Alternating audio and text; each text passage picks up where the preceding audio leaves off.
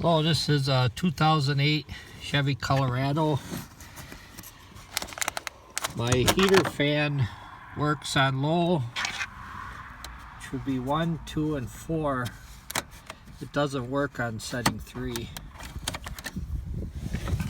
I pulled the resistor out, unplugged it, and that's probably the problem there. The connector, see it did some damage to the resistor as well.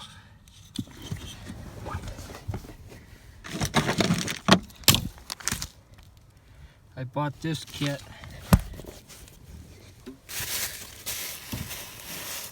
Comes with a new wire harness and a new resistor.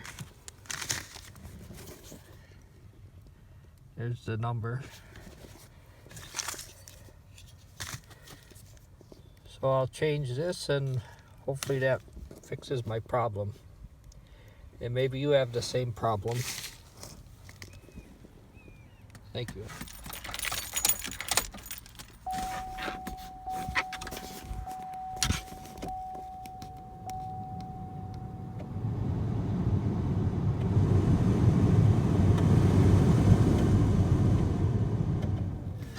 Yep, all 4 speeds work now.